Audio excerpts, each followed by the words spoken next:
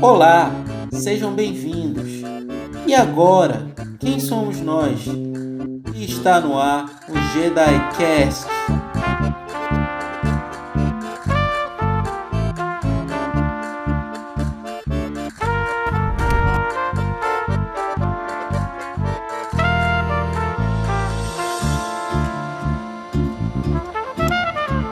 Quem é você que manda as favas o meu senso crítico? Que faz você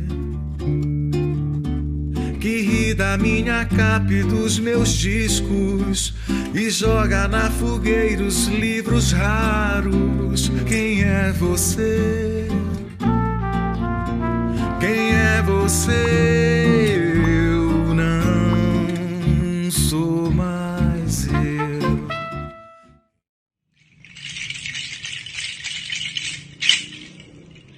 Há muito tempo atrás, numa extensa área do litoral da Amazônia, havia uma região chamada Mairi, a Mairi dos Tupinambá.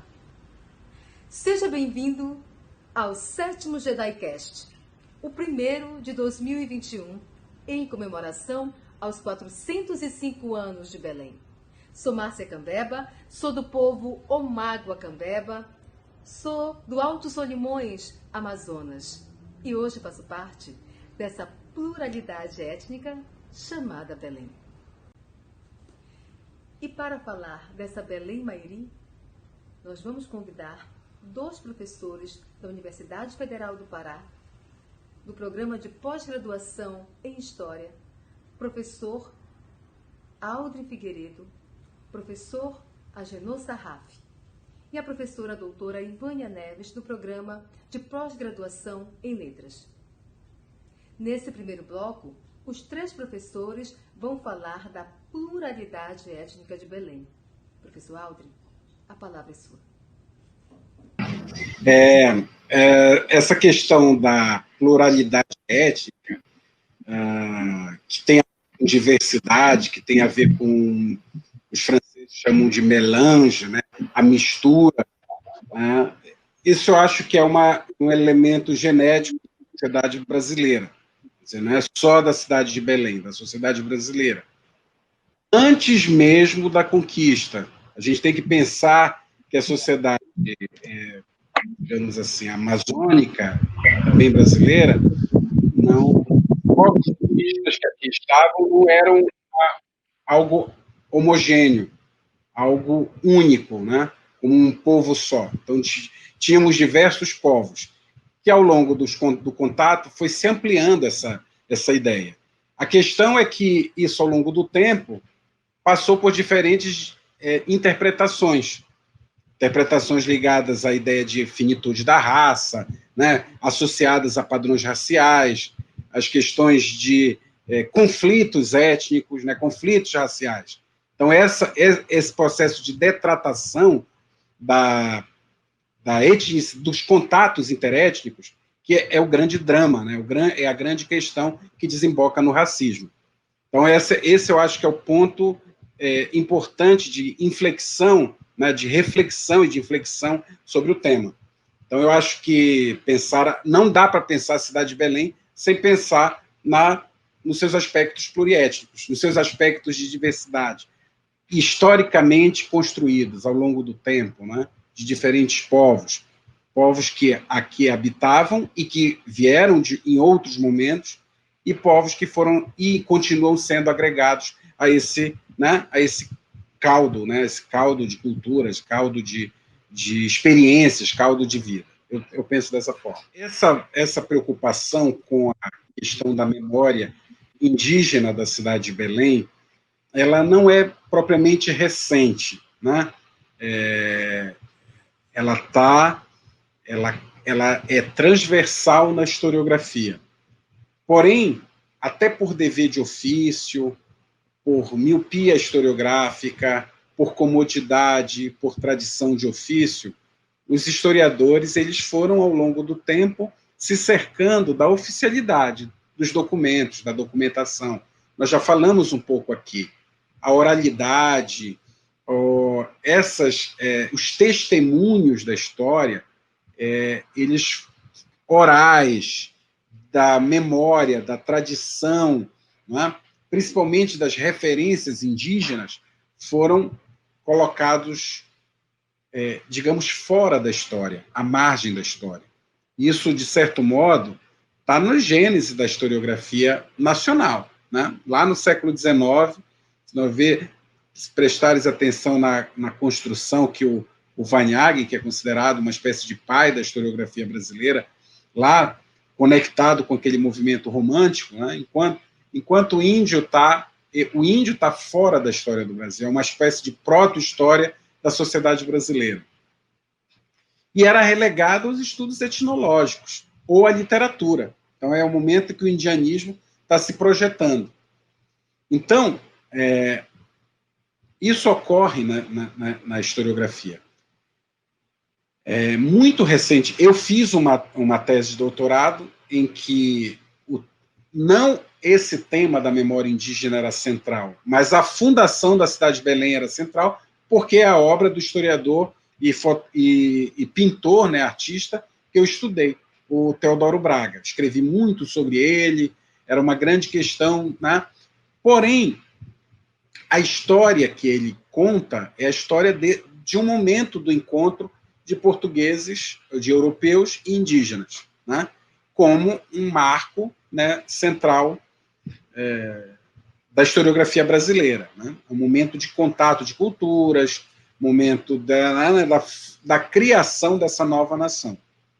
Você podia dizer que é descoberta do Brasil, descoberta da Amazônia, achamento, enfim, mas é esse tempo de contato. Não está claro, né? Ele escreve, o Teodoro Braga, ele escreve um texto explicando a tela dele, e ele diz que esses indígenas, que são os Tupinambá, eles já conheciam os portugueses, né? Porque Belém, a cidade, foi fundada em 1616, e os portugueses já vêm do Nordeste, né? Já tinham contato com grupos indígenas dessa região, inclusive os próprios Tupinambá, que estão desde o Amapá até o Rio de Janeiro, na costa, é a grande nação, né, do litoral brasileiro. Então, o Teodoro Braga fala disso claramente. Os indígenas já sabiam desses europeus, quando eles aqui chegaram. Eles não estão assim, não é uma grande preocupação dos indígenas, né? Então, esse contato, de certo modo, foi um contato amistoso. Essa é a narrativa. E só depois, com os problemas as tensões em torno do governo do Francisco Caldeira Castelo Branco, que começaram aqueles movimentos, a chamada guerra indígena. Os conflitos, né? O herói fundador de Belém se revelou uma espécie de anti-herói, né? Saiu daqui a ferro, saiu preso daqui, né? Então é uma história, a gente nem conta a história do Francisco Caldeira Castelo Branco de tão ruim que ela é. É um herói fraco, né, nesse ponto de vista, não tem nenhuma imagem. É muito diferente, por exemplo, da imagem, até mesmo para os portugueses, do Pedro Teixeira, que vai fazer, que é o herói do contato, né, sim, de certo modo. Então, foi aí que eu comecei a refletir um pouco sobre isso. E não está na história essas narrativas. Elas vêm da etnologia, da antropologia, dos, digamos, proto-estudos de antropologia que estavam na filologia, na linguística, né? Tudo isso que se queria. E eu me apoiei comecei a me interessar a ler um geógrafo, né? Que é o Eidorf Moreira, que é um geógrafo que fazia uma espécie de geografia humanística, né? Que é um campo da geografia, a partir dos anos 40, 50, e ele escreve muito, a obra dele é uma obra caudalosa, fabulosa, é um grande geógrafo, e ele escreve uma geografia de Belém, uma geografia da cidade de Belém, os estudos sobre geografia de Belém. E ele faz uma análise, né, da importância do rio, da água, né, toda essa parte da paisagem urbana de Belém, e um ponto ele fala de uma espécie de uma cidade tupinambá. Ele diz, como urbes, né, é uma cidade portuguesa, né, mas como ethos é uma cidade indígena, né, a base da sociedade é uma sociedade indígena. E ele vai demarcar na própria construção urbanística da cidade, do primeiro urbanismo da cidade, essa cidade do Tupinambá. E ele vai defender muitos elementos que eu exponho no meu texto, né, faço contatos com arqueologia, mostrando essa Mairi. Mairi, ele ouviu inicialmente, né, o Idolfo Moreira fala um pouco de Mairi, mas Mairi está em outros antropólogos, né? Nunes Pereira, né, no Moronguetá, que é uma espécie de Decameron, ele chamou de Decameron indígena, é um compêndio de narrativas indígenas. O Nunes Pereira é uma figura também linda, né? Ele é filho de uma vodunce da Casa das Minas, no Maranhão, era maranhense, intelectual, e veio para o Pará. Você vê a figura do Nunes Pereira, é um preto índio, né? Ele é um cafuzo, como se dizia no passado, né? É o índio preto. E ele veio para Belém, se deu com essa geração modernista aqui, atuou muito fortemente aqui e foi para Manaus, e entre Belém e Manaus, principalmente entre Belém e Manaus, ele teve um trabalho fabuloso dentro do Museu Guild, né, e no Amazonas, escreveu obras muito importantes, ele escreveu literatura, escreveu folclore, escreveu poesia, escreveu etnologia, né? Trabalhou muito com os índios maués, na região ali de Parintins, e trabalhou também no Madeira e no Rio Negro. E ele diz, no Moronguetá, que ele, entre vários grupos indígenas, ele ouviu um nome, né? Quando ele falava de Belém, os índios falavam de Mairi, os índios. Referiam Belém, ele diz isso explicitamente, como a Mairi dos tempos coloniais.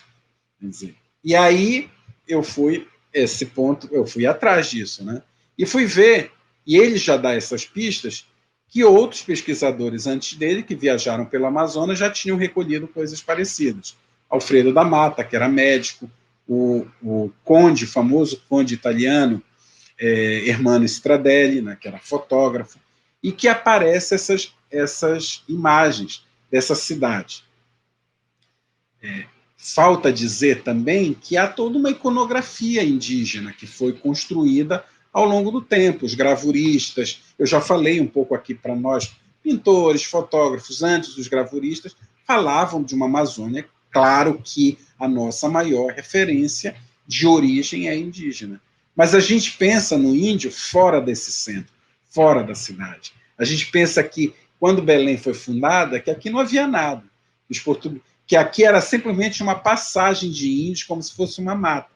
A gente não pensa nesse reduto como um lugar já ocupado por grupos indígenas, com suas casas, né? Com a sua morada, com as suas pequenas roças, com o seu universo, né? Sua cultura material, seu passado, suas narrativas, né? Então, é esse elemento conectado a uma região distante. Nós temos que entender que desde o século XVII, mas isso aumenta no século XVIII, a circulação de grupos indígenas na Amazônia é imensa. Isso é muito mais amplificado no período chamado do Diretório Pombalino. Então, o conhecimento dessas tradições é muito grande. Me apareceu essa necessidade, e isso eu tenho certeza, né, pensar com os colegas historiadores, nós temos muita gente que estuda história colonial, mas não aparece essa Mairi. Aparece o registro a partir da chegada dos portugueses e pronto, está acabado. Essa história é vista como algo, como lenda, como tradição, como folclore, como uma narrativa que tem um outro grau no campo da história. Isso que a gente está falando é uma dimensão que não é o centro dessa pesquisa historiográfica sobre história colonial. Nós, na verdade, nem estudamos história colonial da Amazônia. Não participamos de grupo, não estamos nos congressos de história colonial. Nós apenas estamos interrogando, de certo modo, as questões postas por essa, de certo modo, por essa historiografia. né? As pesquisas ainda estão muito no início, né? Muito no início para se entender esse repertório. Então, essa Mairi é essa cidade, digamos, que foi marginalizada, que foi metida, que foi ocultada na memória histórica da Amazônia, né? É isso que eu quero dizer. E agora, é muito necessário, eu acho que tem até muita gente também pensando nessa Mairi, é muito necessário, é muito bacana você dialogar com os testemunhos que foram construídos no passado sobre essa Mairi. Não basta eu chegar a dizer, olha, aqui era Mairi, aqui era... Não. Vamos revisitar esses testemunhos e refletir sobre eles. Porque muitas pessoas antes de nós que conviveram com esses grupos indígenas anotaram esses seus testemunhos. O próprio Teodoro Braga, quando pintou a tela da Fundação de Belém, não tinha mais Tupinambá. Então, quem são aqueles índios lá? Ele mesmo diz. São os Apiacá, os Munduruku, que ele, na época, julgou os verdadeiros descendentes, esteticamente falando, dos Tupinambá. Então, se você comparar as gravuras que o Hércules Florence fez na década de 1820 sobre os Munduruku, do Tapajós, com o quadro do Teodoro Braga, você vê uma similitude enorme. Então, é um perspectivismo, né, para usar uma expressão muito cara na antropologia, de recuperar realmente esse testemunho. Claro que nós temos uma outra dimensão atualmente, né? Mas é muito necessário reler esse testemunho. Talvez tenha isso te tocado, né? Que como é que já tinha se escrito tanto sobre Mairi e nós não sabíamos. Quer dizer, o nosso olhar sobre esses escritos, sobre esses autores, eu digo isso muito do meu campo. Pode pegar a historiografia que se faz, agora muito recente. Documentos de arquivos e a opinião, né, da historiografia recente. Não se lê mais esses autores, que foram esses autores que levaram esses documentos que estão sendo lidos para os arquivos. Eles que fizeram essa projeção da documentação. Essa é uma questão da historiografia. Então, eu acho que é isso que move essa descoberta ou essa análise sobre o Mairi. Acho bem importante isso que o Audrey falou a respeito de não pensar que bem, a gente hoje chama de Belém, né? Eu acho muito importante a gente pensar que aqui, antes da colonização, já era um lugar que a experiência humana se construía e uma experiência plural, né? Para falar dessa pluralidade, eu quero me reportar a um acontecimento relativamente recente para pensar esses processos, né, que Belém, desse calendário ocidental, fez 400 anos em 2016. E a gente acompanhou assim, uma grande mobilização da cidade em função desses 400 anos. E houve uma espécie de programação oficial organizada pela prefeitura, e uma mobilização na mídia, né, na mídia corporativa. E, num primeiro momento, quando se pensou esse aniversário da cidade, esse aniversário foi pensado em relação à colonização europeia. Era só a Belém europeia que estava fazendo 400 anos.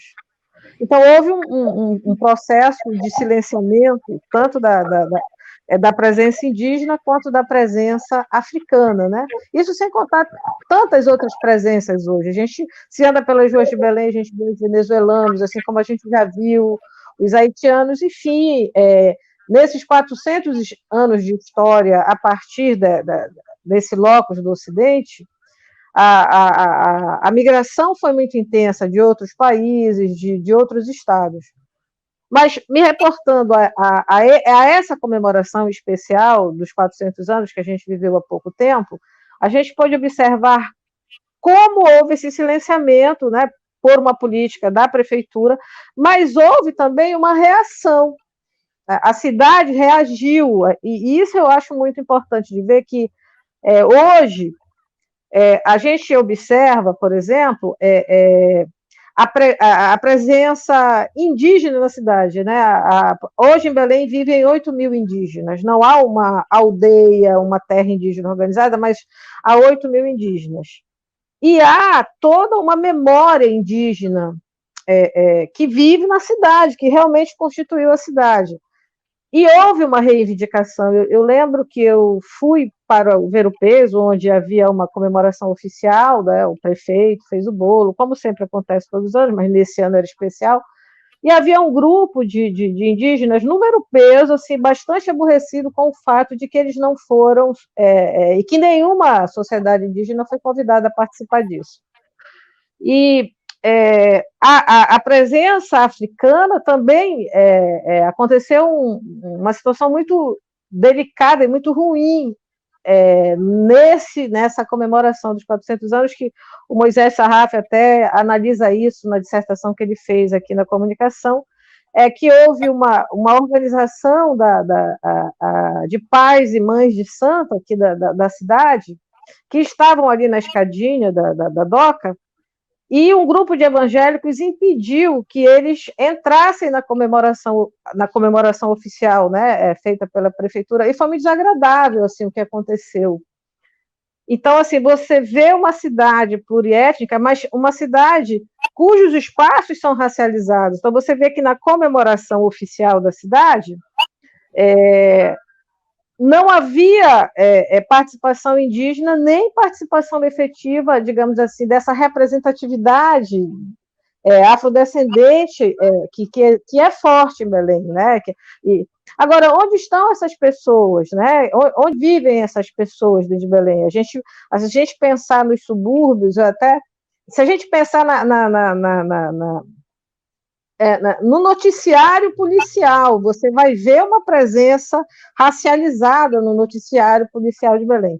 Então, assim, é uma cidade bastante plural, é uma cidade latino-americana em que há esse conflito, em que há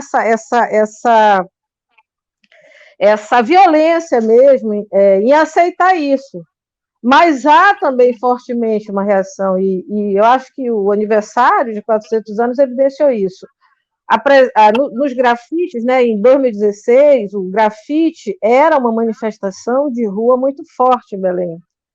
E eu lembro também da tese da Camille, da dissertação da Camille, que ela analisa como que o grafite trouxe fortemente para dentro da cidade a presença indígena. Havia uma quantidade enorme, até o Pokémon, que era um jogo virtual na época de 2017, o Pokémon virtual estava muito em voga, né? E lá dentro do Pokémon, nos lugares que precisavam ser encontrados dentro de Belém, tinha um lugar na Gentil que ia aparecer justamente um grafite com a presença indígena. Então, assim, embora uma parte da cidade resista a essa pluralidade, uma outra grande parte da cidade reivindica essa memória indígena, essa memória africana, né? E o aniversário da cidade evidenciou isso, as artes evidenciaram isso, né?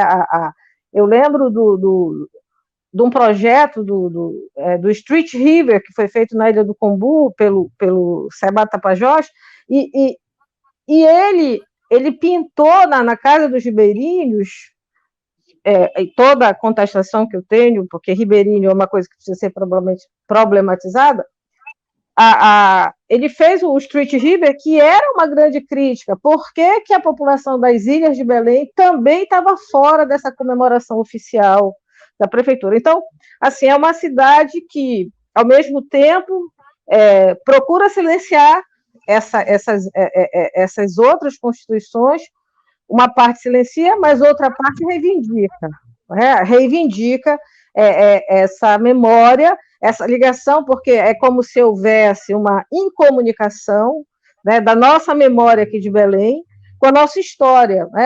A gente tem acesso digamos assim, a um lugar da história, mas existe um processo de incomunicação a tal ponto que a gente não se reconhece, embora os olhares estrangeiros olhem para a gente como uma cidade profundamente indígena, muitas vezes o próprio morador de Belém não consegue ver isso, né?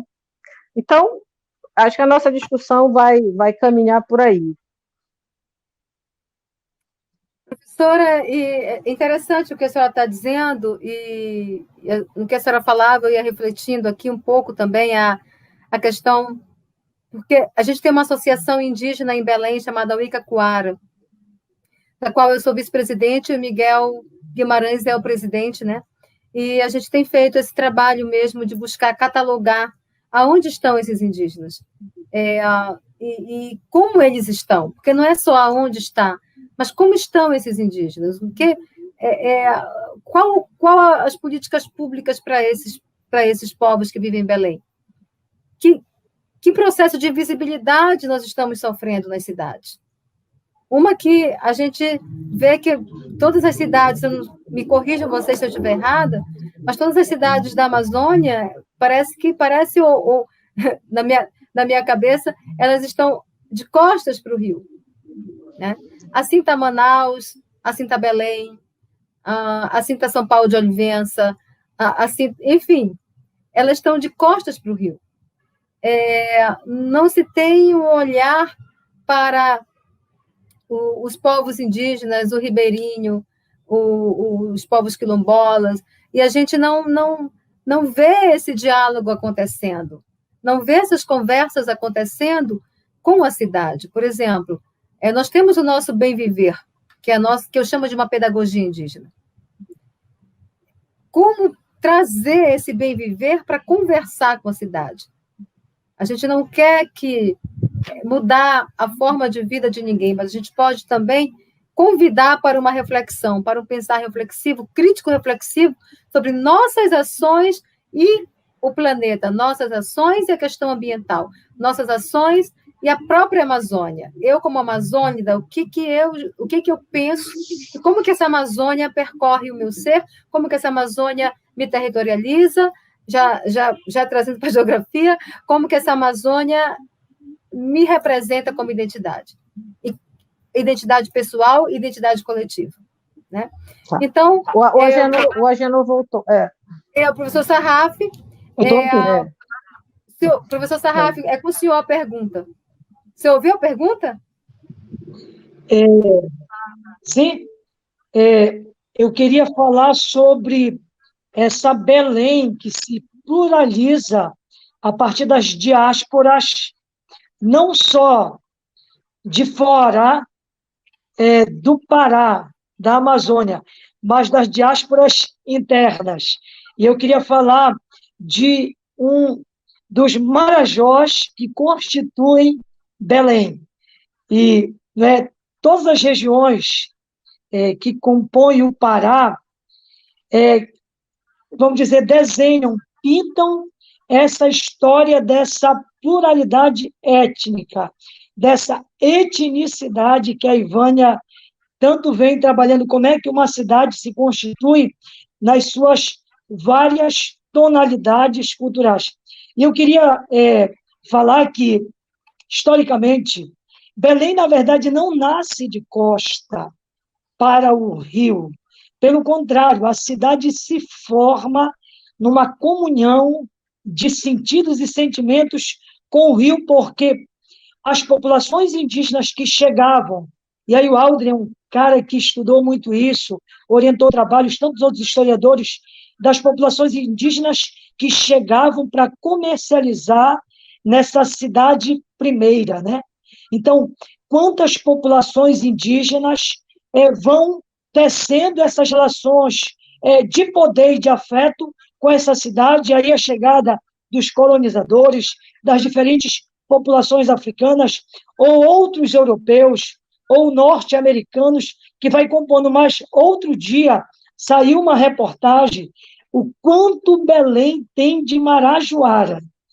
E aí eu fiquei pensando o seguinte, a gente poderia pensar as regiões do Pará que constituem essa pluralidade étnica, né? E aí, dentro desse sentido, a pluralidade de narrativas da cidade, a partir desses sujeitos que migram e que constituem essa cidade, de cantos, de danças, de pinturas. O Aldo falou uma coisa super legal, que é a construção de uma memória histórica, né? A Ivânia trouxe a ideia das resistências, e essas resistências, elas não são só físicas, elas são sutis. Se a gente tem dificuldade de identificar essas populações indígenas, a pergunta é, qual é a representação de indígena que a gente tem, né? Se a gente for para o mundo dos saberes, dos fazeres, das práticas culinárias, né, da performance do corpo, a gente vai ver, se a gente focalizar, uma Belém completamente viva do ponto de vista indígena, africano assim também como, né, português, que é bastante estudado, como do mundo europeu. Queria lembrar uma obra da Diana Taylor, O Arquivo e o Repertório. Nós, historiadores, vemos de uma tradição do documento escrito, e nós temos, muitas vezes, dificuldade de surpreender na escrita dominante, né, as vozes, né, os rostos, os saberes, as práticas das populações, né, indígenas. Diana Taylor diz que, se por um lado o arquivo ele nos dificulta captar, o repertório ele está vivo e presente para a gente dar conta disso. E para essas populações, a resistência se deu de diferentes formas. E aí um pouco dos decoloniais aqui, quando a gente volta-se para a América Latina e vai buscar a tradição de diferentes povos indígenas, e hoje é muito forte isso, resistir é existir, né? E eu estava pensando no início aqui do diálogo, o quanto que a gente tem de zonas de contato com as diferentes América Latina, e, na verdade, nós somos povos de um nomadismo poderoso, ainda que queiramos que sejamos sedentários. É isso. Do encontro entre o indígena e o branco, uma coisa não se pode esquecer: das lutas e grandes batalhas para a terra, o direito defender. A arma de fogo superou minha flecha, minha nudez se tornou escandalização, minha língua foi mantida no anonimato. Mudaram minha vida, destruíram meu chão. Antes, todos viviam unidos, hoje se vive separado. Antes se fazia o ajuri, hoje é cada um para o seu lado. Antes, para celebrar uma graça, fazia um grande ritual.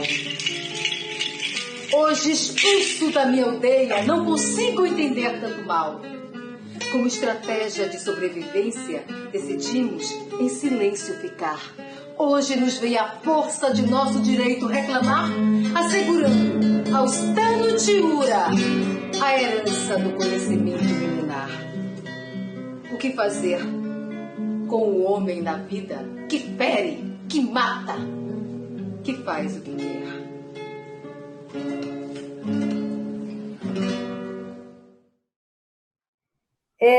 E nesse segundo bloco eu trago a seguinte pergunta: como a derrota dos cabanos contribuiu para o discurso de uma Belém europeia? Essa ideia também da derrota da cabanagem, eu acho que ela precisa ser um pouco nuançada, né? A cabanagem, ela é aquela espinha, né? Eu vou usar aqui um conceito de um sociólogo, historiador francês, o Pierre Ronsard, que chama de história ressentida, né? O ressentimento na história. Então, a cabanagem, e antes da cabanagem, todo esse movimento, não é? Que é bastante anti-lusitano, quando eu falo que é anti-lusitano, anti-português, mas é também anticolonial, a ideia do anticolonizador, né? Antidominador.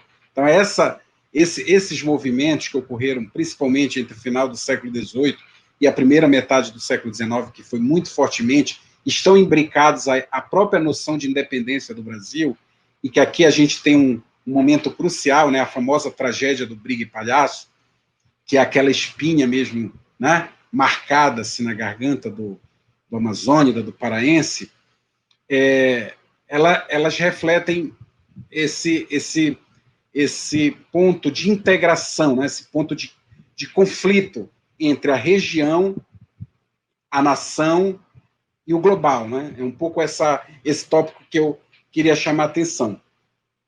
Então, eu primeiro acho que é necessário refletir, porque talvez seja uma dos episódios, dos momentos, né, da própria história mais lembrados, né, mais fortes, mais citados na literatura, nos romances, na memória histórica, algo que nós já tratamos aqui, nas representações visuais. Eu acho que todo artista, todo intelectual, eu acho que alguém já falou, né, que é uma espécie de fardo, né, você tratar desse momento. É um fardo que você necessita pensar, necessita refletir, que é sobre a cabanagem. Por quê? Porque está na memória. Né? Tu vai em qualquer lugar do interior da Amazônia e tu refere aqui, tu queres falar daquela comunidade, ele vai começar essa comunidade no tempo dos cabanos, no tempo dos malvados, no tempo da malvadeza, vai se dar vários termos para falar com esse marcador. Né? Então, eu acho que assim, a cabanagem é um pouco genética na Amazônia. Né? Ela é um divisor de águas. Ela é um momento em que nós acordamos. Ela tem esse também meio homérico, né? Ela é uma epopeia, né? O que junta tudo. Por isso, as figuras que foram tratadas, denegridas, depensadas, né? Destruídas, retalhadas no pensamento, no século XIX, de certo modo, elas são os heróis da cabanagem. Né? Aquelas figuras que foram os que morreram lá os anônimos, né, que morreram, né, são anônimos, os que estão lá no repertório dos que lutaram, são os heróis cabanos. Os líderes, né, as lideranças também cabanas, né, que, de certo modo, uniram tem esse aspecto homérico, né, homérico no sentido de ser um momento genético. Nós meio que nascemos a partir dali. Né? Há um pouco a ideia de povo, uma ideia de unidade, de identidade. A cabanagem tem esse aspecto, né? De construção de uma identidade, de construção de uma ideia de região, de Amazônia, de lugar, de espaço. Eu vejo assim. Eu não penso na cabanagem como lugar da derrota. Então, eu acho que esse é um ponto importante. Por quê? Porque ela é constantemente, né? Ela é constantemente reificada, revivida. Né? É algo também que está sendo deglutido, né? Sendo sempre reconstruído, repensado.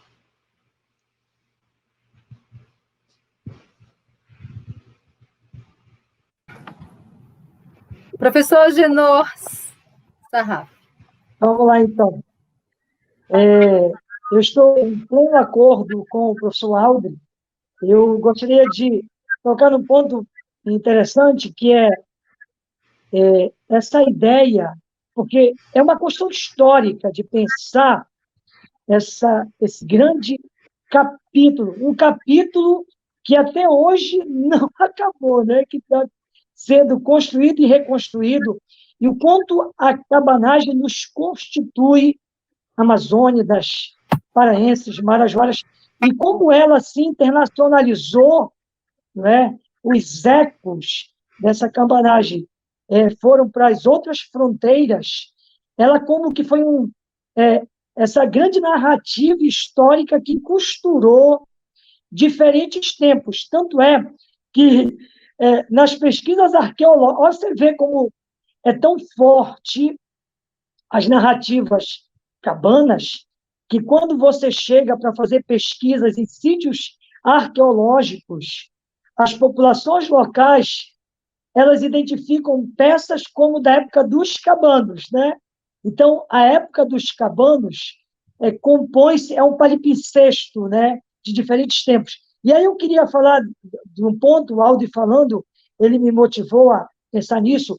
O Michel Pollack, no estudo da memória, falando sobre a construção de uma memória coletiva, então essa ideia de a cabanagem como um tempo de derrota, né, dos diferentes grupos sociais, ou dos malvados, isso aí é uma visão oficial, é uma visão que tentou se construir.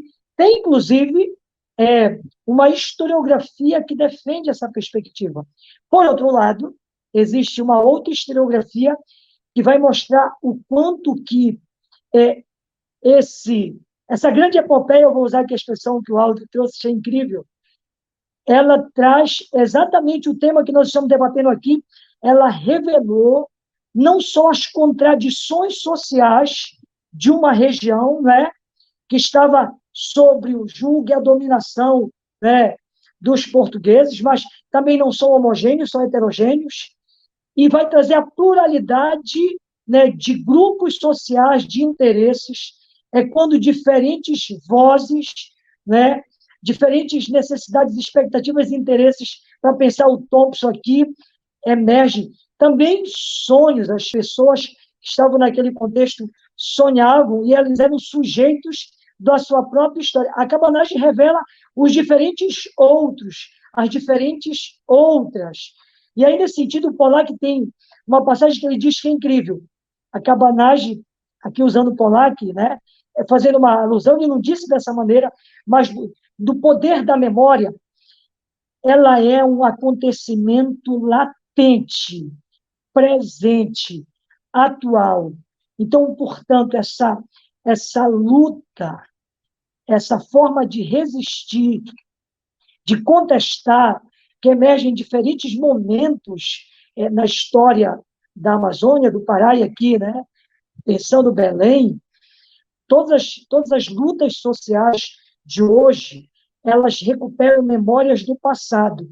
Portanto, o dominante, que pode ter vencido, e é uma vitória sempre provisória, para lembrar o Stuart Hall, ele nunca está garantido. É sem garantias. É uma vitória sempre provisória, porque a qualquer momento essa memória da revolta, da contestação, ela emerge de diferentes formas, em diferentes lugares, a partir de diferentes discursos, narrativas, e às vezes vem a partir da dimensão religiosa, mas pode vir a partir da dimensão artística, assim como da política, não é? Então, eu gostaria de tocar nesse ponto. Eu penso que a cabanagem ela é algo que nos constitui enquanto pluralidade étnica, cultural e política.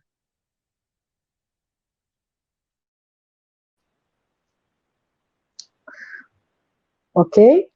Agora sou eu, né? Professora. Bem, então, vou falar a cabanagem tem sido um tema muito constante aqui no JEDAI. A gente tem pensado muito sobre a cabanagem, né? E, claro, cada vez que a gente lê, a gente tem sempre a oportunidade de ler coisas diferentes. E eu concordo com os dois, com a Genô e com a Audrey, quando eles falam que é preciso até contestar essa derrota, né? Até que ponto, como discurso e como memória, né? Porque, de fato, a gente vive hoje, como o Aldo salientou aí, aqueles que foram considerados os malvados, hoje são considerados heróis, né? O Angelim surge como alguém, um herói da resistência, uma espécie de herói da resistência, a anexação da Amazônia ao Império Brasileiro. Agora, eu também queria chamar a atenção, e sei, inclusive, que tanto a Audrey quanto a Genô trabalham bastante com a coisa da arte, né, com a arte. E eu aqui vou chamar a atenção que um dos grandes problemas que eu acho que se institucionalizam a partir da cabanagem é digamos assim, a imposição da língua portuguesa, né?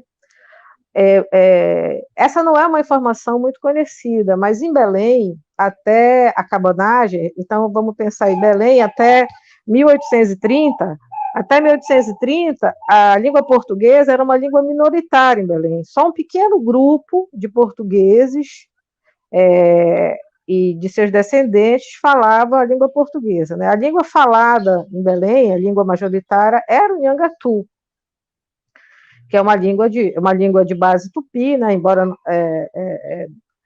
não fosse a língua tupinambá, né? Mas era uma língua de base tupi, e a partir da cabanagem se estabelece um cânone linguístico, né? Vão ser construídas as escolas, começa a construção das escolas, porque o Império Brasileiro, quando ele consegue dominar, né, os cabanos, que ele consegue se impor de fato, quando a Amazônia brasileira passa a ser uma região do Império Brasileiro, começa a haver uma política linguística de controle, né, as pessoas até morrem porque resistem a falar o português. O português passa a ser uma língua de imposição, uma língua política mesmo. Isso vai delinear muita coisa na nossa história, a tal ponto que não dá para pensar, por exemplo, hoje, o que seria a língua nativa de Belém. Eu até sempre faço uma brincadeira, a partir de uma tragédia, que é um acontecimento aqui na UFPA de um aluno angolano que veio fazer intercâmbio, e aí ele veio fazer intercâmbio no curso de letras. E a primeira coisa que ele perguntou para os alunos do curso de letras é qual é a língua nativa deles.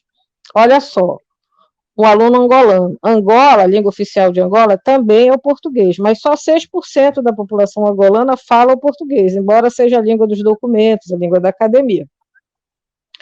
Quando ele veio para a Amazônia, a expectativa dele é que ele ia chegar aqui na UFPA, e nós, paraenses, amazônidas, ele sabia que a gente ia estar falando português na universidade, porque na Angola se fala português nas universidades, mas ele tinha uma expectativa de que nós também falaríamos línguas nativas. E aí, quando o rapaz pergunta para os alunos de letra qual é a língua nativa, todo mundo responde, olha, a nossa língua nativa é o português. E aí ele disse, não é o português, eu quero saber a língua nativa de vocês. Quer dizer, a gente assumiu, a gente normalizou, né, aquilo que o Foucault fala de normalizar, a gente normalizou que a nossa língua nativa é o português. Então, vejam que a partir daí a gente vai ter uma literatura, a nossa literatura amazônica, que agora a gente observa, inclusive a Márcia é uma escritora indígena, mas quando a gente pensa na literatura amazônica, a gente pensa numa literatura em língua portuguesa. Se estabelece, então, um cânone literário a partir da língua portuguesa. Quando a gente pensa, e aí o Aldrin e o Agenor, e eu sei que eles tratam disso, quando a gente pensa nas artes, né, quando a gente pensa no que é a arte amazônica, nos pintores, né, quando a gente pensa nisso, a gente vai pensar no cânone europeu. Então, assim, há uma reação hoje a isso, né, de como os cabanos foram, por exemplo, pintados e desenhados, e de como eles são redesenhados e repintados hoje. Mas é fato que a gente não tem, pelo menos não tem, assim, a gente não tem um museu. Bem, eu não estou assim, também querendo defender tanto que a memória tem que estar no museu, mas quando a gente pensa nessa parte de patrimônio cultural e artístico, né, e depois o Aldrin vai falar disso com certeza, a gente pensa que a cabanagem é um momento muito decisivo. A cabanagem delineia o que vai ser canônico, embora o canônico possa também mudar. É claro que o canônico também vai mudando, né? E isso até a gente já falou aqui. Mas é muito importante a gente pensar que quando perguntam para a gente, aqui em Belém, qual é a nossa língua nativa, não dá para dizer que é o tupinambá. Mas existe quase um contrassenso de dizer que a nossa língua nativa é o português. Então, mas é a nossa língua materna, é a língua que a gente fala, é a língua que a gente foi alfabetizado, é a língua que a gente compreende o mundo, a nossa cosmologia, ainda que bastante fraturada, com uma presença indígena forte, com uma presença africana forte. E eu quero chamar atenção para essa língua também, né? Porque a língua portuguesa que chegou aqui em Belém, isso também é outra coisa. Por que a gente usa o tu e não usa o você, né? A língua portuguesa que chegou aqui em Belém já é a língua camoniana, né? A língua portuguesa passa oficialmente a ser uma língua com publicação dos Lusíadas em 1580. Então, a colonização do Grão-Pará pelos portugueses começa no início do século XVII. Portanto, os Lusíadas já tinham sido publicados. E os Lusíadas vão dar a base ortográfica, enfim. É a partir da epopeia dos Lusíadas que a língua portuguesa se transforma numa língua oficialmente, a partir dos critérios ocidentais. E a língua portuguesa que chega em Belém já é a língua portuguesa, diferente do que acontece no Brasil. A colonização do Brasil começa em 1532. Então, o que vai chegar em 1532 já é o latim, embora o latim também tenha chegado aqui. Mas o que chega lá é o latim e o espanhol ainda nessas transições. Então, assim, até a língua que a gente fala na Amazônia, a língua portuguesa, ela vai sofrer uma profunda influência das línguas indígenas, a ponto de que em Belém, até a cabanagem, se falava o nhangatu, né? Era a língua mais falada, era o nhangatu. Ela vai sofrer o nosso tu é herdado dos portugueses, enquanto que o você do Nordeste, sobretudo de uma parte do Sudeste, é uma herança do latim com o espanhol. Então, assim, mas essas heranças, essas memórias, elas vão ter uma repercussão muito grande em quem somos nós hoje, né? Então, quando a gente olha para Belém, por exemplo, até meu último artigo publicado é sobre isso, que eu falo assim, quando você olha nas paisagens da cidade de Belém, onde é que aparece a presença indígena ou a presença negra? A memória indígena ou a memória negra? Onde que está? Né? E tem lá na Basílica, lá na parte de cima da Basílica, no frontal da Basílica, estão lá os indígenas, mas em que condições eles estão? Então, e quando você olha para o patrimônio cultural ocidental, dentro da cidade, a gente vai pensar em 2 centros históricos, você vê que é esmagadora a presença europeia. Mas é claro que quando a gente vai para a periferia, a gente tem um outro tipo de memória, um outro tipo de constituição. Mas, veja, tudo isso é muito complexo.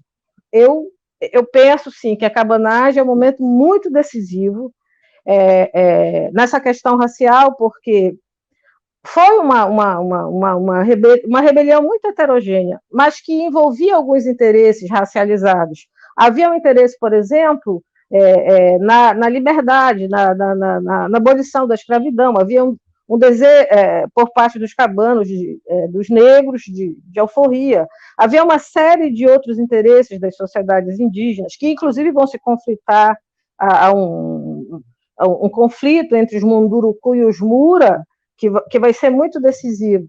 Então, veja bem, a gente tem aí um momento muito decisivo da história de Belém. E aí o Aldrich falou a coisa do fardo, assim, porque assim, não tem como pensar em Belém e não pensar na cabanagem. E a gente vai observando que o discurso, né, ele se visibiliza e ele se invibiliza. Porque há momentos da história em que a cabanagem ressurge e há momentos em que ela se apaga, né? Mas, de qualquer forma, quando a gente pensa hoje na constituição do patrimônio arquitetônico de Belém, a gente vai cair lá no monumento do Niemeyer sobre a cabanagem. Porque até aqui é a aldeia cabana, mas deixou de ser aldeia cabana, agora eu acho que nem é mais aldeia cabana. Então, como é que esses movimentos de centralizar e de jogar para a periferia, né? Como que isso tem a ver com a constituição do que é a cidade de Belém hoje? Então, eu penso assim que A cabanagem e tudo que envolveu a cabanagem entre outras coisas, o que nos deixa sem resposta quando alguém chega aqui e pergunta assim, qual é a língua nativa de vocês, né? É isso, Márcia.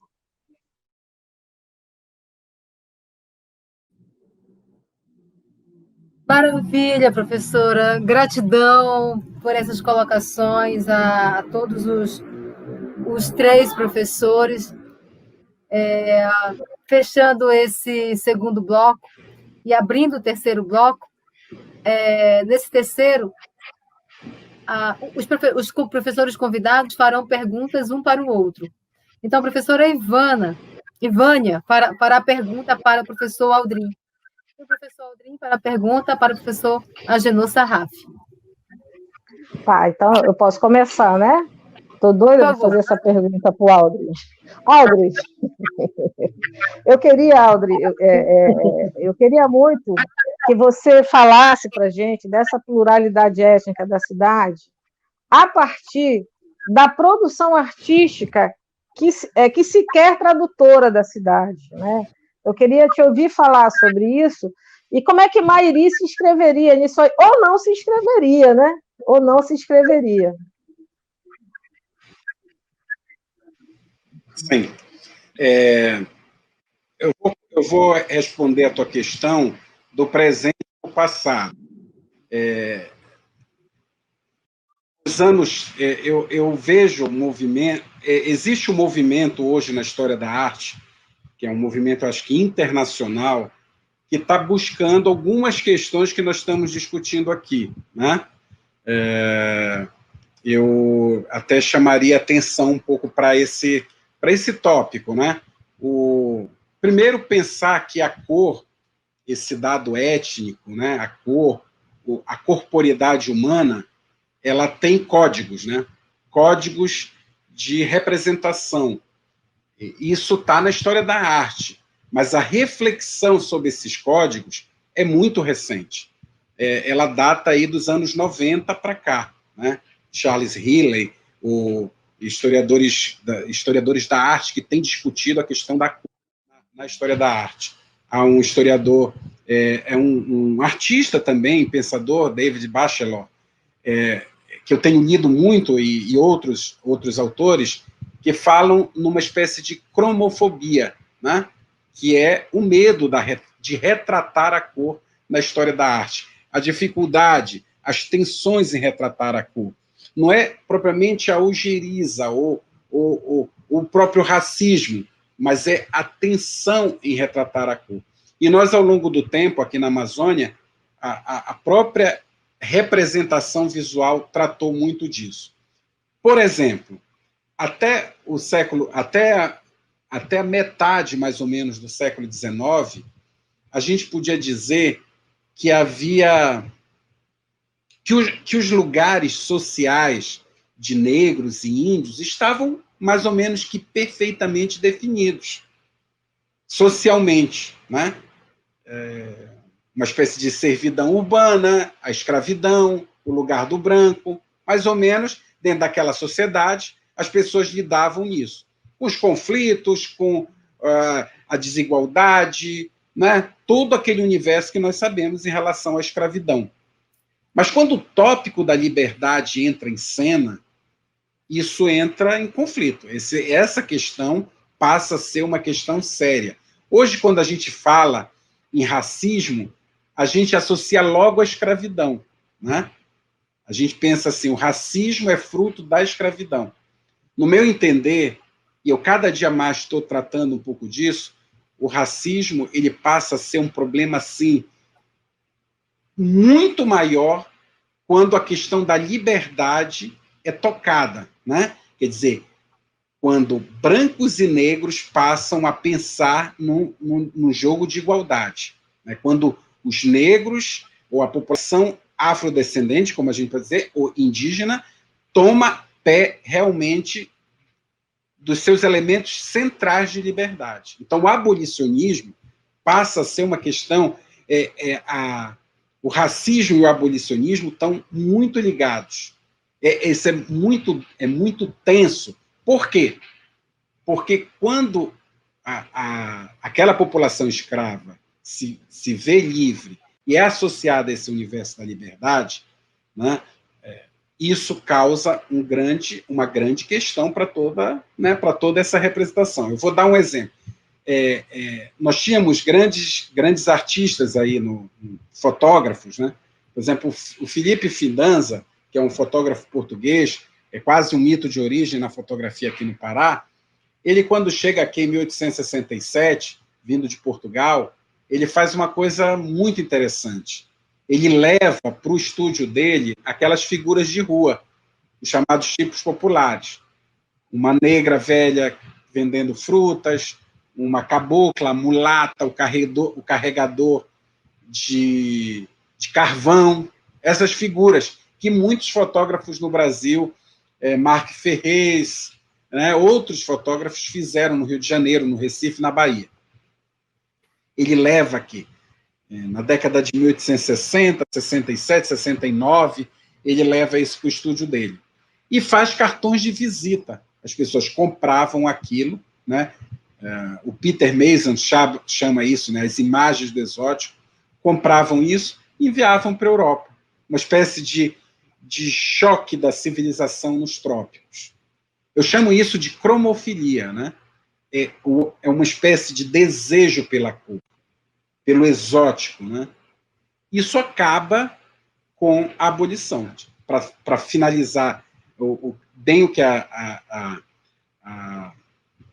Ivânia me perguntou, é fundamental na visualidade amazônica, né? Figuras como o Éder Oliveira, né? Para mim, há uma conexão entre Antonieta Santos Feio, Andrelino Cota, que são artistas aí dos anos 30, 40, até os anos 50, que estão buscando uma sensorialidade na arte, né? A sujeira, o sujo do subúrbio, o hálito, né, do interior, do suburbano, os quadros feio, a mendiga, a vendedora de tacacá, a vendedora de cheiro, que tem um tabuado de madeira, aquela cena portuária, aquele epos, aquele rosto que, né, tem aquela figura que enquadra, ela olha, ela enfrenta a pessoa que olha. Ela não é uma figura que se esconde, tem um antropocentrismo assim, da imagem, né? Está no centro, é aquele retrato que está no centro. Ou na situação pária da sociedade, como é a mendiga, ou aquele mesmo que enfrenta o espectador, como é a vendedora de tacacá. Para mim, ali é um divisor de águas, né? Com nessa produção. Depois nós vamos ter o que nós temos hoje, né? Luiz Braga. Né? Para mim, é uma conexão profunda entre o que Antonieta Feio está fazendo aí nos anos 40, nos anos 30, 40, 50, e que Luiz Braga, Éder Oliveira, todos esses artistas estão fazendo hoje, que é pegar esse fio que estão nesses marcadores genéticos, sociais, raciais, e isso no plano poético da arte. Quer dizer, isso é que os artistas chamam de visualidade amazônica. Tem um texto de imanência. Sem isso, não dá para pensar. Então, a cabanagem ela é buscada por esses artistas. Quase não temos registros visuais, tem muito pouco registro visual da cabanagem, mas essas figuras que são retratadas são esses heróis cabanos.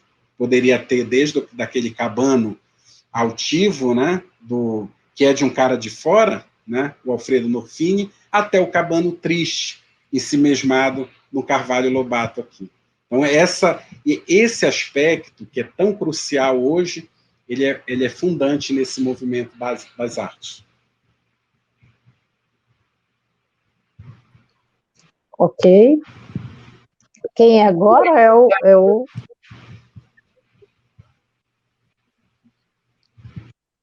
o Agenor? Eu acho que eu tenho que perguntar para o Agenor, né?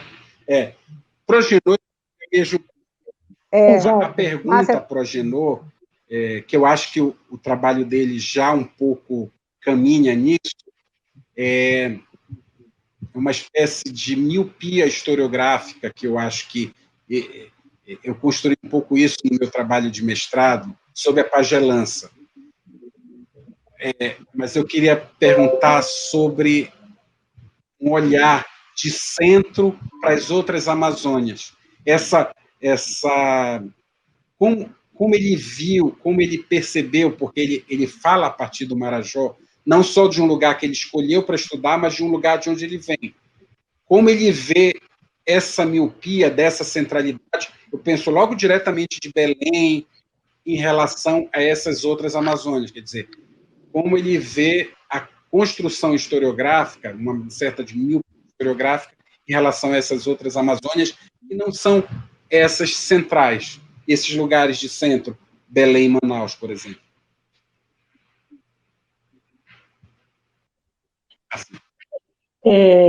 Uma das questões que me inquietou desde o início da minha trajetória de pesquisa, eu comecei a pesquisar na história a partir de 1997, quando eu elaborei meu projeto de pesquisa para a minha monografia de conclusão de curso de licenciatura e bacharelado em História, no campus de Breves. Eu era um brevense, né?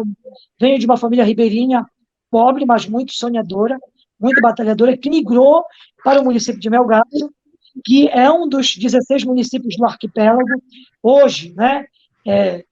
Cantado em versos e prosas, em diferentes perspectivas, a partir de um olhar classificatório sobre condições humanas, como menor IDH, mas é preciso ver também outras dimensões. Então, quando eu comecei a pesquisar, eu comecei a me inquietar, porque as pesquisas sobre a Amazônia, e era uma leitura que acaba se tornando história da Amazônia, história do Pará, mas que a produção partia de Belém, partia do centro. Acho que a pergunta do Aldri é fantástica, né? E o mais interessante, se esses pesquisadores, eles são muito importantes e eles construíram, né, um legado, um repertório, uma tradição historiográfica para discutir diferentes temas de história social da Amazônia, de história política, enfim, história em diferentes perspectivas. Eles se tornaram esses mesmos pesquisadores no projeto de interiorização do ensino superior para os vários interiores do Pará e da Amazônia. São eles que vão possibilitar com que esses alunos do interior possam trazer à tona essas margens, né? As narrativas das margens em diferentes perspectivas. E o que é bonito, o que eu vejo nisso? O Aldo está aqui, ele foi um desses alunos que pesquisou a partir de Belém, fez mestrado, fez doutorado, mas ele também foi professor em várias turmas de interiorização e pôde acompanhar. É muito legal isso, né? A pergunta dele é fantástica. E talvez hoje, numa reflexão, os professores não tenham se dado conta, na época, o quanto que o seu trabalho também era um trabalho que estava alargando não somente as suas pesquisas, né, mas trazendo novos enfoques, novas formas de pensar a escrita da história dessa Amazônia entre o local e o global, entre o micro e o macro, e como é que pesquisadores vindo das margens, eles podem problematizar questões que essa miopia historiográfica produziu, né? Isso é maravilhoso. Hoje a gente tá discutindo aqui, e eu fico pensando, a primeira pergunta sobre etnicidade em Belém, eu nunca... Por exemplo, eu sou estrangeiro em Belém, né? Eu estou em Belém há 10 anos, né? Eu passei no concurso da Federal em 2010, eu já comecei a morar em Belém em 2008, mas eu fiquei sempre no trânsito. Vamos dizer assim, comprei uma casa em Belém em 2010. O que é muito interessante? E quando eu fui pesquisar, Audrey, em São Paulo, eu levei comigo essas margens. Eu levei comigo concepções de vida, experiências de vida, sobre cidade. E eu levei um tema para pensar cidade, né? E quando eu cheguei lá, eu fui extremamente criticado. Era hilário as pessoas imaginarem que eu pesquisava uma cidade de 5 mil habitantes. Que é 5 mil habitantes para pensar as metrópoles. E eu comecei a estudar toda uma historiografia de cidade, desde os clássicos até os intelectuais mais contemporâneos, ou que estavam pesquisando a partir da perspectiva da microhistória, da história social inglesa, da história cultural, mas mesmo assim eu me inquietava porque eles não davam conta da cidade que eu estava pesquisando. E o que é que eu percebo? O que é que eu acabei percebendo? A partir dos desafios da minha orientadora, que era preciso pensar outras formas de cartografia, de produção de cidade nesse Pará, nessa Amazônia. E aí emergiu, né, o conceito de cidade-floresta, que hoje tem sido muito importante até para a gente pensar as metrópoles, o quanto Belém tem de cidade-floresta. Nós falamos aqui, né, de aspectos que nos constituem não só como urbanos, né, populações que estão envolvidas nesse mundo tecnológico e hipermediático, mas também nossos modos de ser, falares, formas de dormir, de se alimentar, de se relacionar, o quanto de margens o centro tem na sua constituição. E foi aí que emergiu também a ideia de pensar quem eram essas populações ribeirinhas.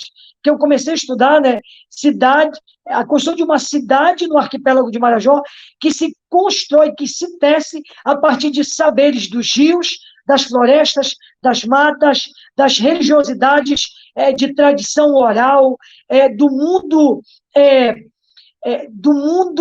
da pagelança, né, que antes eu pensava como cabocla, das matrizes, das religiões de matriz africana, só que eu comecei a pensar isso como populações ribeirinhas.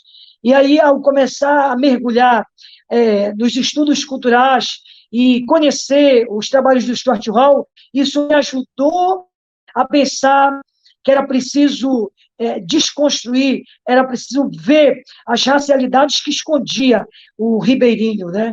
E aí daí emergiu a ideia de pensar os marajós indígenas, os marajós negros, e aí eu corri atrás de cronistas, viajantes, literatos, e mais uma vez foi muito interessante, eu nunca conseguia ver só a cidade, só urbano, só rural, só a cidade, só a floresta, só o centro, só a periferia. Eu comecei a ver zonas de contato, né? Processos de intermediação, processos de interculturalidade. Isso acabou emergindo para pensar as etnicidades.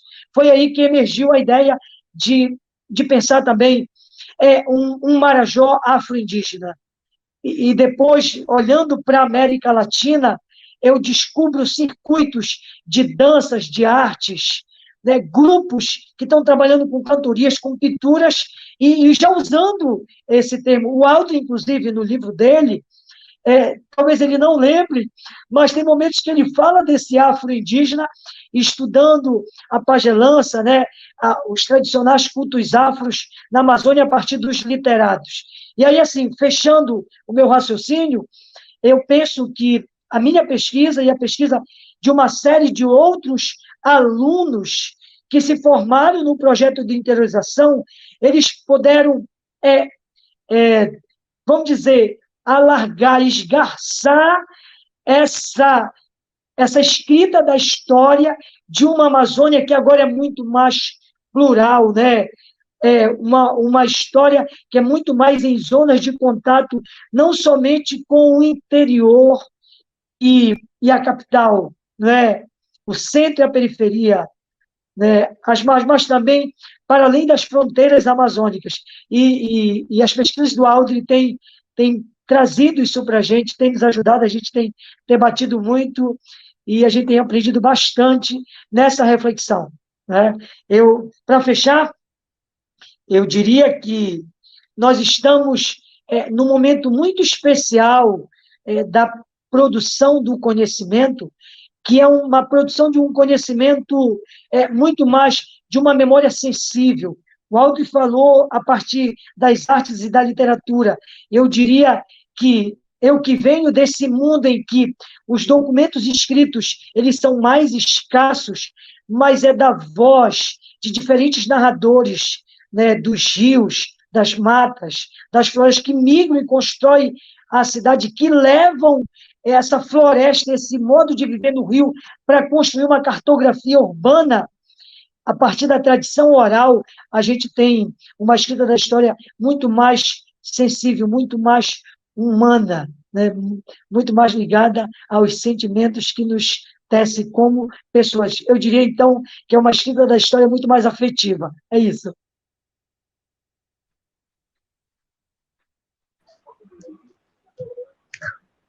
Agora é tua vez, Agenu. Tu vais perguntar para mim. Ivânia, minha pergunta para você é a seguinte. Você é uma intelectual que se constituiu através de atravessamentos. Eu vou usar esse conceito que é muito caro a você. Hoje, você aqui, né, com dois historiadores que também tem um pé na antropologia das artes, você, nesse circuito com a gente, o quanto você sabe, né, aprende, estuda história, né?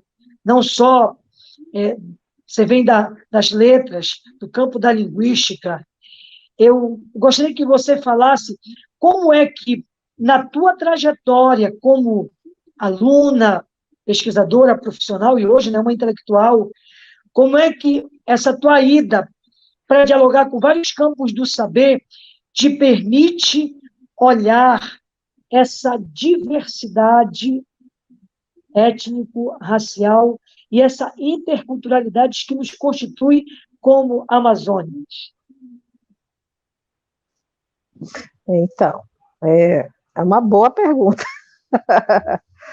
Olha só, eu nasci em Belém, né? Eu sou de Belém, a minha mãe é de Belém, a minha avó é de Belém, a minha bisavó é de Belém, a minha tataravó é de Belém, enfim, toda a minha genealogia familiar é de Belém. E eu, como a Genô já falou, né, eu sou alguém que vem das letras, né? Então eu fiz letras e fui ser professora de língua portuguesa. Essa consciência que eu tenho hoje é uma consciência construída, né? É uma consciência construída porque perceber essa diversidade da cidade, isso não é algo dado, né? Não foi algo dado para nenhum de nós três aqui, nem para a Márcia, que está mediando. Então, eu até vou contar uma história. Eu era professora de língua portuguesa e eu dava gramática mesmo. Assim, eu gostava de oração subordinada substantiva reduzida do infinitivo. E eu dava aula no Colégio Nazaré, que é um colégio de classe média alta em Belém. E, simultaneamente, eu dava aula no CAIC, que agora não é mais esse nome, mas era uma escola modelo do Estado, Valdemar Henrique, lá dentro do Bengui, um Bengui que não é esse de hoje, não tinha lá o bosque, era um outro Bengui, um Bengui que significava periferia de Belém, assim, era uma outra cartografia da cidade. E, para mim, era muito visível a diferença. Assim, eu dava aula em duas cidades diferentes. Assim, os meus alunos, embora todos morassem em Belém, a maioria era de Belém, mas eu vivia duas realidades, eu vivia duas cidades, inclusive com marcação racial. Eu era a única professora, a única não vou dizer a única, mas, por exemplo, no Nazaré, a presença de aluno negro, indígena nem se cogitava, né? O indígena não se cogitava. Mas eu me lembro quando ingressou um aluno negro no Nazaré, e era uma coisa que chamava muita atenção, o fato de haver um aluno negro. Ele era complicado, assim, havia, sim, uma segregação racial. E também por parte dos professores, né? Por parte dos professores também eu era uma exceção, assim, a grande maioria dos professores, aquela coisa daqui de Belém, era moreno bem clarinho, e eu não sou morena bem clarinho, né? Então, assim, eu comecei a perceber fortemente isso quando eu fui conviver com essas realidades muito diferentes dentro de Belém, né? E na minha família não havia qualquer perspectiva de se pensar essa memória indígena. Assim, não havia qualquer memória que levasse a Mairi. A família da minha mãe assumia uma descendência negra, nós éramos negros, né? Não se pensava esse olhinho apertado, sabe? Nada disso. O corpo, ainda que trouxesse uma memória indígena forte, mas a marcação era negra, né? A gente queria ser negro, não é bem queria ser, havia uma constituição para isso. E dentro da minha vida profissional, eu fui trabalhar no Planetário do Pará. Eu já contei essa história algumas vezes, mas essa história é a história de alguém de Belém que foi, assim, foi se descobrir dentro dessa diversidade já depois dos 30 anos, com 30 anos exatamente. Aí eu fui trabalhar no Planetário do Pará, quando inaugurou o Planetário do Pará, e lá eu conheci Verônica Tembé. E conhecer os saberes Tembé, e mais especificamente a Verônica Tembé naquele momento, isso muda a minha forma de perceber, de me sentir no universo, porque a Verônica Tembé, uma grande liderança da Amazônia, uma das mulheres mais importantes na história indígena do nosso estado, ela entrou no planetário e veio até mim, ela sentou do meu lado, e eu fiquei impactada quando eu vi a Verônica Tembé, porque ela era exatamente a cara da minha avó, ela era muito parecida com a minha avó. E aquilo mexeu com o meu corpo, eu sempre conto essa história, né? Aquilo mexeu com o meu corpo. Quando eu vi a Verônica Tembé, eu me vi indígena. Eu vi que o meu corpo carregava o fenótipo indígena, e assim, ali mudou. A Verônica Tembé impactou o meu corpo. E aí eu comecei a olhar para o meu entorno e eu vi uma cidade indígena, porque eu até conseguia ver uma cidade negra, mas eu não conseguia ver uma cidade indígena. Então, assim, e no planetário eu fiquei muito impressionada, porque também é quando eu entro em contato com outros saberes. Né? A astronomia Tembé também vai me marcar profundamente nesse sentido de ver outras formas de produzir conhecimento. Porque a universidade que eu cursei na graduação, eu terminei o curso de letras em 92, era uma universidade absolutamente de costas para essas discussões, assim, como o Aldo também, quando ele, certamente, né, ele até levanta isso aí, em que período da história isso começa a mudar. E no curso de letras é mais devagar ainda, assim, tem outra perspectiva. Né? Essa não é, digamos assim, a discussão central do curso de letras. Mas eu fui estudar antropologia, e aí sim, né, no mestrado, eu não fiz mestrado em letras, eu fiz mestrado em antropologia. E a antropologia me permitiu, digamos assim,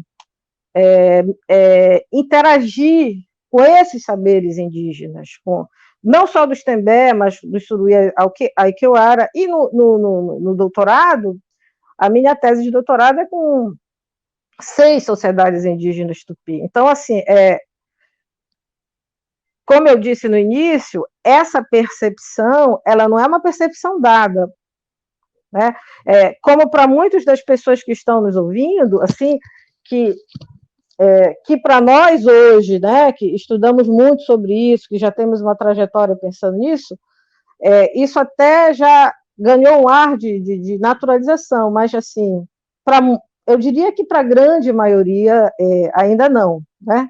Porque se a gente pensar hoje em Belém, em relação à cabanagem que a gente tanto falou aqui, é claro que há uma sensibilidade muito grande, mas eu não sei qual de vocês dois, mas alguém já falou aqui, mas há também uma grande parte da população que nega isso, né? Que acredita mesmo que indígenas e negros criaram uma raça inferior e que querem fugir disso. Esse discurso não acabou, né? Ao contrário, nesse momento histórico, o bolsonarismo reacende isso muito forte, e a gente vive uma polarização no país, e Belém está dentro dessa polarização, e entra também nessa polarização racial, né? Então, assim, essa Belém que a gente se reconhece hoje é uma Belém mais plural, mas é mais plural para quem? né? Se você pensa, por exemplo, nas igrejas evangélicas dentro de Belém, e mesmo em alguns segmentos da Igreja Católica, o cristianismo ele tem esse poder de apagar, ele tem esse poder de apagar essa diferença, né? Então, assim, você não tem uma herança, você não tem uma memória indígena, você tem uma memória africana, você é filho de Deus, você tem a memória da Bíblia, né? Você foi feito à semelhança de Deus, né? Então, assim, e existe uma Belém evangélica muito forte, inclusive uma Belém evangélica que sufoca práticas religiosas que estejam fora disso, né? As práticas, a pagelança é bastante sufocada, o candomblé, a umbanda. Então, a gente tem hoje uma grande militância até dos religiosos que não fazem parte, digamos assim, dessa ética cristã dentro de Belém. Então, assim, Belém é uma cidade muito plural e assim como eu vejo, né, uma parte se reconhece dentro dessa pluralidade. E a gente vê hoje, esse ano eu orientei um projeto PIBIC, da Letícia, e ela trabalhou com uma rapper, olha só, trabalhou com uma rapper lá de Coraci chamada Nick Dias, que é uma mulher negra que tem uma produção musical assim incrível, né? E para mim a Nick assim, é muito representativa de uma periferia, de uma periferia de margem dentro da cidade, uma mulher negra, e que tem uma produção artística de denúncia muito consistente. Você ouve, assiste aos videoclipes da Nick Dias, e ela tem uma crítica, digamos assim, à colonização e à neocolonização, né, ao dispositivo colonial, de como isso tudo vai se atualizando. Então, assim, é preciso pensar quem é que tem essa consciência dessa Belém plural, né? Eu moro no bairro de Nazaré, aqui em Belém, e, assim, quando a gente estava na pandemia, que a Prefeitura de Belém decretou que o serviço doméstico era serviço essencial, assim, aí você olha, e isso tem apoio de muita gente, então você vê, né, e quem é que faz o serviço doméstico em Belém? Há uma racialização, isso aí a história já mostrou, hoje vários trabalhos de sociologia que mostram quem são as pessoas que exercem a função doméstica. Sim, há uma presença indígena, uma presença negra muito forte no trabalho doméstico desde Belém. Então, assim, já encerrando essa minha fala, essa questão da Belém plural, que hoje eu vejo, essa Belém foi duramente construída para que eu a visse do jeito que eu a vejo. Eu quero agradecer ao convite da Ivânia para participar dessa live incrível. Para mim foi muito especial, mediação da Márcia e a presença do Audrey, né? Que para mim é um mestre, né? Um grande amigo, uma pessoa que é hoje uma referência na escrita da história da Amazônia, e além de ser um grande historiador, um grande pesquisador, é um grande ser humano, né? Meu pai dizia que só os sábios sabem ser humildes, né? E, assim, Ivânia é minha amiga aí há mais de uma década, né? E é uma grande estudiosa com quem aprendo muito. Então, para mim, foi um momento muito especial, aprendi muito. E que bom que vai ficar gravado, que bom que a gente está produzindo acervos de memória. É uma memória de um arquivo, mas que fala de memórias de repertórios. Obrigado. Eu queria agradecer o convite, Ivânia, para participar com Márcia, com a Genô, dessa live, dessa conversa que nós tivemos, e mostrar que esses momentos que a gente tem de debate, de reflexão, e que nesse caso aqui nós somos da história, eu também sou da história, de lidar com o passado. O passado é uma janela, simplesmente uma janela de um pouco de autoconhecimento, né? Nós não voltamos ao passado, não fazemos essa digressão ao passado por diletantismo. A gente faz por questões que a gente quer responder, por perspectivas, por interesses políticos, interesses sociais, interesses até afetivos que nós temos hoje. É uma janela de autoconhecimento, né? Uma janela de reflexão sobre o presente. Então, eu queria agradecer e um pouco dar esse recado. Toda vez que a gente faz esses mergulhos, eu sempre retomo aquela fala do Martim Barbeiro sobre a nossa incomunicação, né? A América Latina vive um processo de incomunicação com a sua própria memória. E essas conversas, elas ajudam a gente a diminuir esse processo de incomunicação. Então, agradeço muito estar aqui, agradeço muito que a gente possa visibilizar essas discussões, tá? Muito obrigada. Deixo aqui os meus agradecimentos a todos os 3 professores pela generosa colaboração de dar essa aula para todos nós sobre Mairi. Belém Mairi.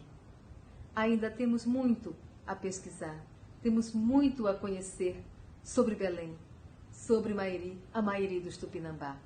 Espero que todos os nossos telespectadores, as pessoas que estão nos ouvindo, nos assistindo, tenham entendido essa aula e tenham tirado um bom proveito de tudo que foi dito aqui. Com certeza teremos novas oportunidades, teremos um novo momento, um novo encontro para falar e degustar sobre essa Belém Mairi. Belém chuvosa, mais carinhosa, menina manhosa, um pouco dengosa, na dança gingosa das ondas do mar. Belém dos Temeros, Murucu, Namanaé, dos Cachoeiras, do Saraueté, dos Tupi-Guarani, do Sateré, Maué. Belém dos Temeros, Murucu, do Namanaé, dos Cachoeiras, do Saraueté, dos Tupi-Guarani, do Sateré, Maué.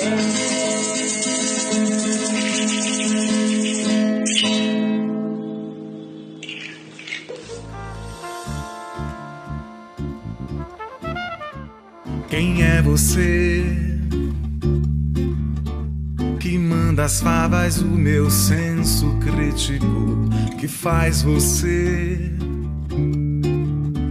que ri da minha capa e dos meus discos e joga na fogueira os livros raros? Quem é você? Quem é você?